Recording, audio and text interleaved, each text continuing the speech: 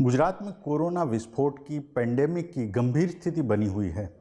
ऐसे में राज्य सरकार किस तरह के कदम उठा रही है, लोगों को किस तरह का भरोसा दिलाने में सफल रह रही है, इस पूरे मसले पर हमारे साथ बातचीत करने के लिए खुद गुजरात के मुख्यमंत्री विजय रूपाणी जी हैं। सर, बहुत बहुत स्वागत है आपका न्यूज़ 18 में। सबसे पहला सवाल कि परिस्थिति बहुत गंभीर बनी हुई है, राज्य सरकार कितना भरोसा लोगों को ये दिला सकती है कि स्थिति अभी भी नियंत्रण में है, नियंत्रण से बाहर नहीं गई है? देखिए, ये बात तो सही है कि कोरोना की सेकंड वेव बहुत तेजी से फैल रही है। हमारी उम्मीद से भी कहीं अधिक तेजी से ये फैल रही है। अभी कल की ही बात कर लीजिए तो कल गुजरात में 6,500 से अधिक केस आए हुए थे और इसमें से 62 से 70% केस अहमदाबाद, सूरत, राजकोट, वडोदरा सिर्फ 4 महानगरों से आ रहे हैं।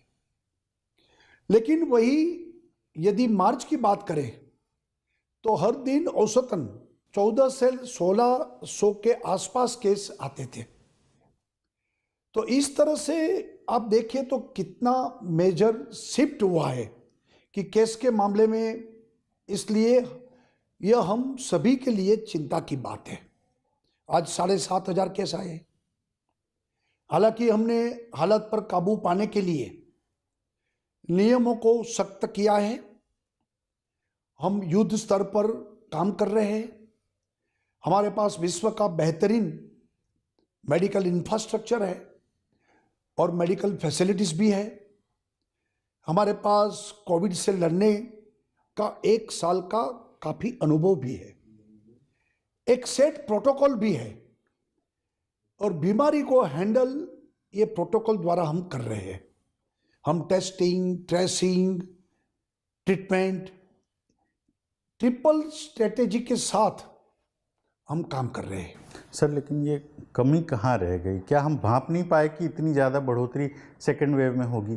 ये तो कोरोना अनप्रिडिक्टेबल है। ये कल क्या होगा कौन कह सकता है। जितने तज्ञों, कोई कहते थे कि भाई सेकेंड वेव इस महीने में आएगी, थर्ड वेव इस महीने में आएगी, ये घट जाएगी, रुकेगी, इसमें कोई प्रिडिक्शन नहीं हो सकता है। लेकिन जो हमारे पास 1 साल से जो अनुभव था, इसके आधार पर तेजी से, जैसे आज हमारे पास जितने केस है तो आने वाले 10 दिन में इतना बढ़ेगा, ये रेशियो के साथ हम इंफ्रास्ट्रक्चर को सेट कर रहे हैं। क्या कह सकते हैं कि जो चुनाव हुए, निकाय चुनाव हुए, वो जिम्मेदार रहे इस अचानक बढ़ोतरी के लिए? देखिए, निकाय चुनाव जो थे वो तो फरवरी में थे। उस वक्त तो बहुत कम केस हो गए थे। उस वक्त इतना ज्यादा केस नहीं था। और चुनाव के बाद ये पूरा तेजी से मामला, तो 20 मार्च के बाद ये मामला पूरा आ गया है। और दूसरा भी मैं कह सकता हूं कि जहां चुनाव नहीं हुए वो राज्यों में स्थिति क्या है। जैसे महाराष्ट्र में कोई चुनाव नहीं, तो ये चुनाव के कारण हुआ है ऐसा हम नहीं कह सकते। और लोकतंत्र में चुनाव भी अनिवार्य है। आज भी 4 राज्यों में चुनाव चल रहा है, इस माहौल में भी चल रहा है। केरल, बंगाल, आसाम, वहां केस भी बहुत बड़े हैं और वहां भी चुनाव हो रहा है। लेकिन चुनाव के कारण गुजरात में हुआ है ऐसा हम नहीं कह सकते। जहां चुनाव नहीं है वो स्टेट में भी काफी बढ़ोतरी हुई है। सर, एक चिंता जो अभी के माहौल में सबसे बड़ी चिंता लोगों की एक रेमडेसिविर इंजेक्शंस को लेकर है। लंबी लंबी कतारें लग रही थी, अब लोगों को मिलना भी कम हो गया। आखिर इतनी किल्लत क्यों है और सरकार क्या कर रही है कि इस किल्लत को दूर किया जा सके? देखिए, ये एक स्थिति थी पहले, पिछले सप्ताह से स्थिति सुधर गई है। सबसे पहले तो मैं आपको बताऊंगा कि ये इंजेक्शन एक इमरजेंसी मेडिसिन है। इससे 60 साल 65 साल से अधिक उम्र वाले लोगों को, गंभीर बीमारी वाले मरीजों को इस्तेमाल करना सही रहेगा। कई बार ऐसा भी देखा है कि लोग कोरोना पॉजिटिव आए और इंजेक्शन मांग रहे हैं, और जो अस्पताल में जिसकी हालत गंभीर है श्वास की खास बहुत तकलीफ भी है, उनके लिए भी ये जरूरी है। तो सभी कोरोना पॉजिटिव के लिए इंजेक्शन नहीं है। ये डॉक्टरों की सलाह के अनुसार जरूरतमंद लोगों को ही लगाना चाहिए। फिर भी मैं आपको बताता हूं कि हर रोज में गुजरात में हम लोग 20 से 25 हजार रेमडेसिविर पिछले लगभग 15 दिनों से हम सप्लाई कर रहे हैं। हमने जिस वक्त कोई भी चीज की अछत होती है, शॉर्टेज होती है, तभी आपको प्रायोरिटी तय करना पड़ता है। गुजरात गवर्नमेंट ने प्रायोरिटी तय की है कि जो लोग अस्पताल में मरीज है वो पहली प्रायोरिटी गवर्नमेंट हॉस्पिटल, वहाँ हम फ्री देते हैं, आज उसमें कोई तंगी नहीं है। दूसरी प्रायोरिटी खानगी यानी कि प्राइवेट हॉस्पिटल, उसमें भी आज पूरा सप्लाई हम कर रहे हैं, वहाँ से भी कोई शिकायत नहीं है। अगर हमारे पास ज़्यादा उपलब्ध होगा जत्था तो हम जरूर लोगों को भी देंगे, लेकिन जो प्रायोरिटी के अनुसार और डॉक्टरों की जो गाइडलाइन है उनके अनुसार आज गुजरात में रेमडेसिविर सबको हम दे रहे हैं। सर, महाराष्ट्र में कल से कहें तो sort of mini lockdown Maharashtra में हो चुका है। गुजरात हाईकोर्ट में जब सुनवाई हुई, सुओ मोटो पिटीशन उन्होंने सुनी थी, तब उन लोगों ने भी कहा था कि गुजरात में ये स्थिति है कि लॉकडाउन करने जैसी स्थिति है। क्या आप उस दिशा में कुछ सोच रहे हैं? देखिए, मैंने पहले भी कहा है कि गुजरात में लॉकडाउन हम नहीं करने वाले हैं, क्योंकि न तो इसकी कोई ज़रूरत है और न ही ये कोरोना को ख़त्म करने की उसमें से कोई समाधान है। हमने कोरोना कर्फ्यू यानी कि रात्रि कर्फ्यू, महाराष्ट्र में रात्रि कर्फ्यू लगाया पूरे स्टेट पे, तो रात्रि कर्फ्यू जिसमें से 24 घंटों में से 10 घंटा ये लॉकडाउन ही है और लोगों को बाहर निकलने पर पूरी रोक है। उसमें गुजरात के 20 शहरों में है। हमने शैक्षणिक संस्था भी सभी बंद की है। हमने सभी ऑफिसों में 50% स्टाफ और ऑल्टरनेट करने का भी आदेश दे दिया है। कई सारे एक्टिविटी आज भी, जिम बंद है, मॉल बंद है, थिएटर बंद है, तो ये सारी एक्टिविटी तो बंद ही है। और लास्ट टाइम जो लॉकडाउन हुआ था वो पूरे देश में हुआ था। और दूसरा, उस वक्त क्या था कि हमारे पास ये नया नया कोरोना का बढ़ावा हो रहा था और ये लॉकडाउन का पीरियड 15 दिन ये समय मिल गया कि बाकी इंफ्रास्ट्रक्चर को ठीक करने के लिए। लेकिन जान भी है, जहान भी है, संक्रमण को रोकना भी है, इस दिशा में सरकार काम भी कर रही है। और हर रोज जो गरीब, जो मजदूर, उनकी भी चिंता हम कर रहे हैं और मैं मानता हूं कि दोनों को साथ में लेकर हम काम कर रहे हैं। सर, लॉकडाउन के डर से ही सही, थोड़ा मजदूरों का जो लेबरर है, माइग्रेंट लेबरर्स हैं, उन लोगों का थोड़ा सा पलायन शुरू हुआ है। सूरत से कई सारे लोग यूपी बिहार की तरफ जा रहे हैं। हुआ है, थोड़ा बहुत होगा, लेकिन लास्ट टाइम जो पलायन हुआ था तब एक नई बात थी कोरोना की और उनके मन में आ गया था कि वे एक बार तो गांव जाना है। पैदल चलने लगे थे किलोमीटर तक। उस वक्त हमने काफ़ी सुविधा की, 1100 ट्रेनें लगाई, करीबन 5000 से ज़्यादा बसेस लगाई थी हमने और एक बार उनको जाने दिया था। लेकिन जाने के बाद तुरंत ही लोग वापस आए थे और काम धंधा चालू है, लॉकडाउन नहीं है। इसलिए इस बार अभी तक तो कोई पलायन एवं बहुत बड़ी मात्रा में गुजरात से नहीं है और लोग भी जानते हैं कि भाई जाने की ज़रूरत नहीं है। सर, एक चिंता दूसरी टेस्टिंग को लेकर है कि एक सैंपल कलेक्शन, आप कॉल करें तो भी 2-2 दिन में सैंपल कलेक्शन हो रहे हैं और रिपोर्ट आने में भी 2 से 3 दिन लग रहे हैं। देखिए, उसके लिए आप लोग क्या कर रहे हैं? किस तरह से? कि बड़े स्तर पर टेस्टिंग हम कर रहे हैं। मैं आपको बताना चाहता हूं कि पहले यानी कि 15 मार्च के आसपास हम हर रोज 50,000 टेस्टिंग करते थे। आज का मेरा फिगर है 1.5 लाख हम टेस्टिंग कर रहे हैं और उसमें से करीब 50% हम RT-PCR टेस्टिंग कर रहे हैं।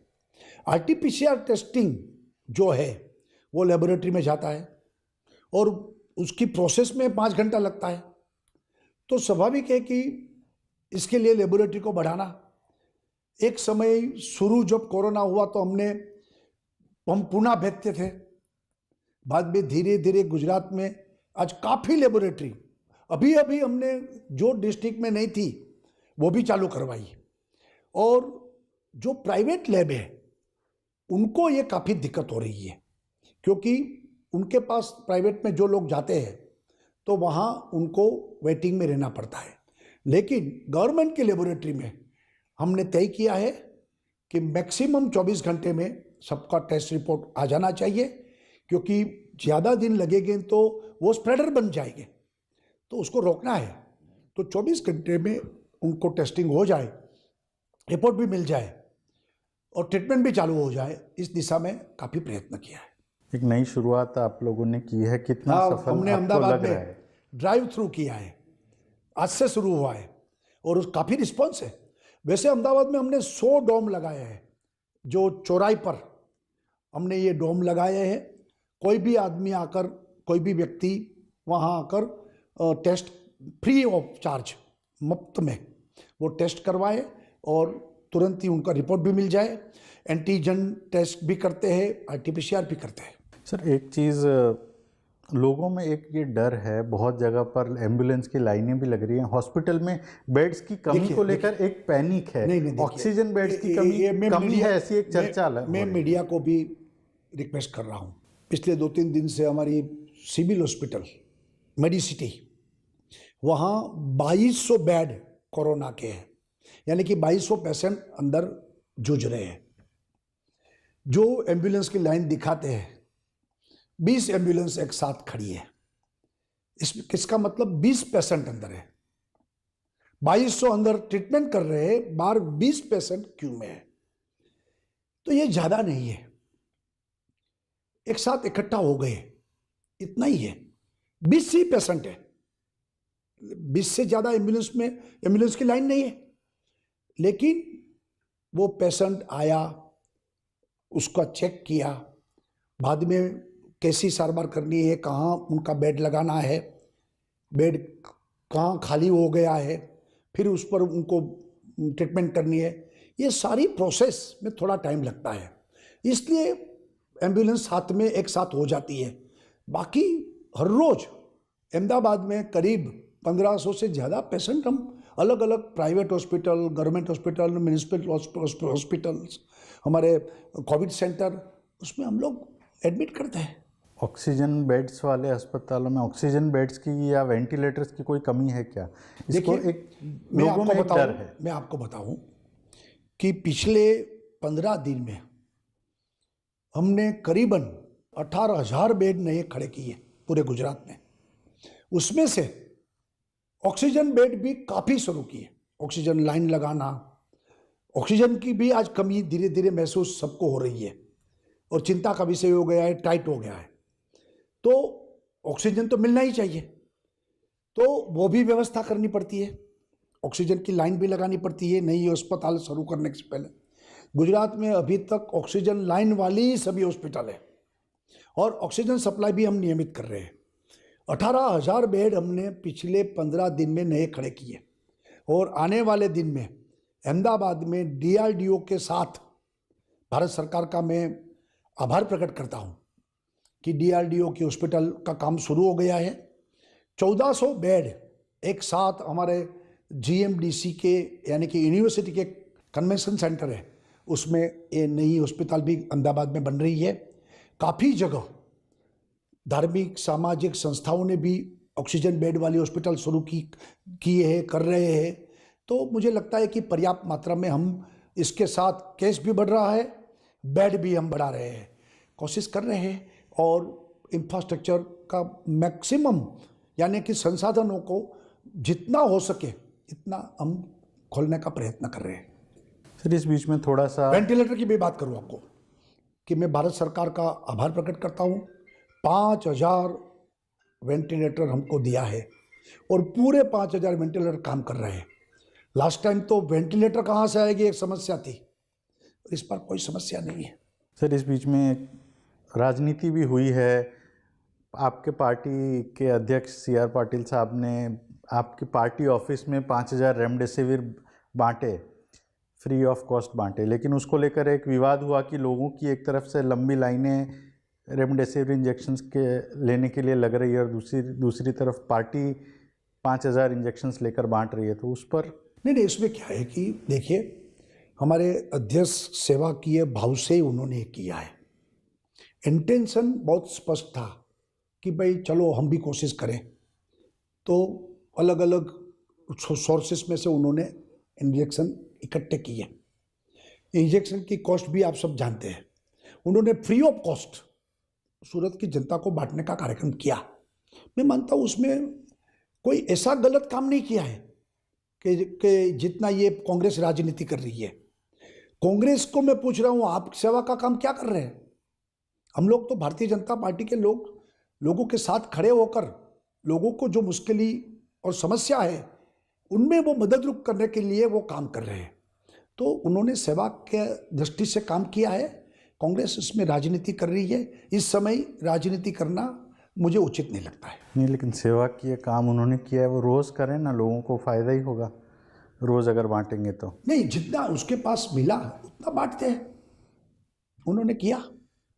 क्या ये राजनीति की आप बात कर रहे हैं, क्या ऐसी संभावना है कि आप ऑल पार्टी मीटिंग करके, कांग्रेस भी कह रही है कि हम भी हेल्प करना चाह रहे हैं, क्या ऑल पार्टी मीटिंग करके आप कोई? मैंने मीटिंग, कोई पार्टी की मीटिंग नहीं की थी। सबके मन में जो सेवा किए काम करने के लिए इच्छा होती है सब करते हैं, तो कांग्रेस भी करे। उस वक्त भी कांग्रेस ने जो स्टेटमेंट दिया था कि हम कार्यालय में हॉस्पिटल खोलेंगे, उस वक्त मैंने बताया था, मैंने रिएक्शन में कहा था अच्छी बात है, कांग्रेस भी करे। आखिरी सवाल, लोगों को क्या आपके जो एक्सपर्ट्स हैं क्या बता रहे हैं, उनका एनालिसिस क्या कह रहा है कि परिस्थिति कब तक थोड़ी काबू में आएगी? देखिए, एग्जैक्टली कहना तो काफ़ी मुश्किल है, और सिर्फ गुजरात में ऐसी स्थिति है ऐसा तो नहीं है। बहुत सारे स्टेट में हमारे से भी बहुत अधिक केसेस आ रहे हैं, लेकिन अभी तो लगता है कि आने वाले कुछ दिन तक केस बढ़ेंगे, लेकिन कहीं कोई समस्या न हो इसके लिए हमने पूरी तैयारी की है। मैं आपके माध्यम से अपनी जनता को इतना भरोसा जरूर दिलाना चाहता हूं कि राज्य सरकार किसी की इलाज में कोई कमी नहीं होगी, और पूरे राज्य में 1.5 लाख से अधिक डॉक्टर्स, नर्स, पैरामेडिकल स्टाफ इस काम में जुटे हुए हैं, दिन रात लोगों की सेवा कर रहे हैं। तो मेरा मानना है कि ये समय मानवता की सेवा करने का समय है। सब लोग साथ मिलकर लोगों की सेवा करें, इसके लिए प्रतिबद्ध बने। और कोई भी पीक आफ्टर ऑल समय आने पर वो डाउन भी होता है। यूरोप में भी हुआ है, अमेरिका में भी हुआ है, हमारे यहाँ भी दिल्ली में भी हुआ है, महाराष्ट्र में भी हुआ है, गुजरात में भी हुआ है कि जैसे नवंबर में पीक आया था, फिर बाद में जनवरी में गिर गया।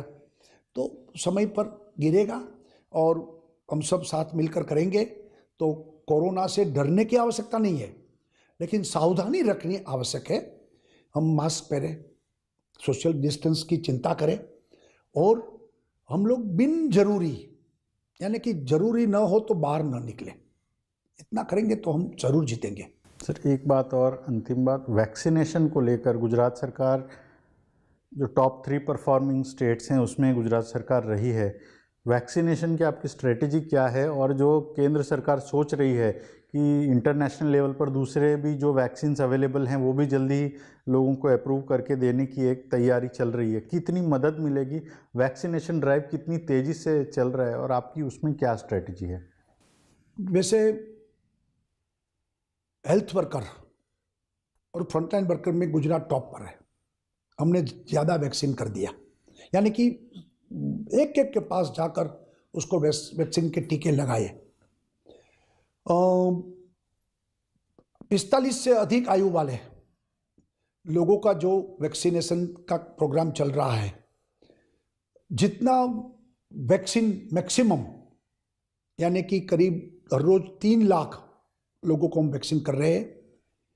इसमें जन भागीदारी भी काफ़ी की है।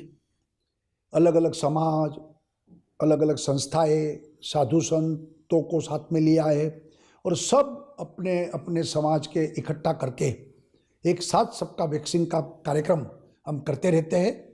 और मैं आपके माध्यम से भी लोगों को बताऊंगा कि वैक्सीन अवश्य ले। लास्ट जो कोरोना का जो लहर थी उस वक्त तो वैक्सीन भी नहीं था, तो इस बार हमारे हाथ में वैक्सीन भी है। 2 डोज समय पर ले ले तो इससे भी हम जल्दी से इसमें से बाहर निकलेंगे। सर, न्यूज़ 18 से बात करने के लिए बहुत बहुत शुक्रिया, आपने वक्त निकाला।